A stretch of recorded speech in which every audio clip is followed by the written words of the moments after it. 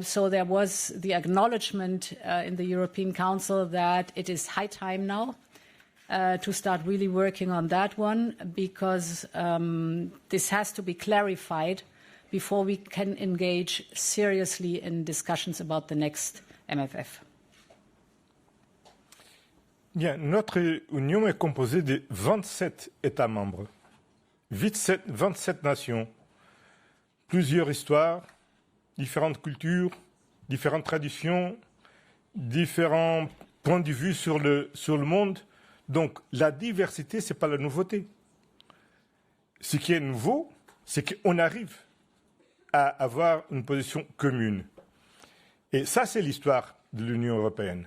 Ça a commencé à 6, on est déjà 27, on est en train de nous élargir, et à chaque élargissement, ça devient de plus en plus défiante. Très positif de notre Union, c'est la capacité de vivre avec la diversité. Et j'ai vécu plusieurs années ici au Conseil européen.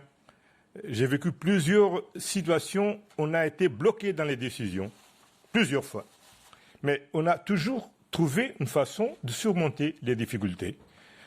On a parlé aujourd'hui sur le MFF. On a été ici, je crois, 5 jours, 4 nuits.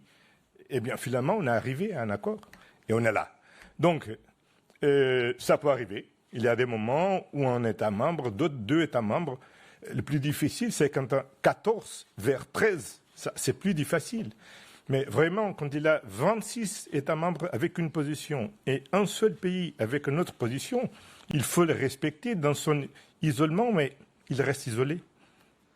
Okay, I have time for one more question for Andrew, please. Thank you. Andrew Gray from Reuters. A question for each President.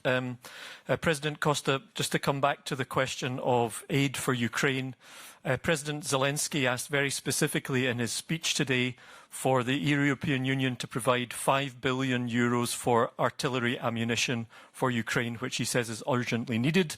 The High Representative has made the same request. Did EU leaders agree to that request? Will the EU come up with that money for those shells? President von der Leyen, you talked about the Readiness 2030 programme and the SAFE instrument within it.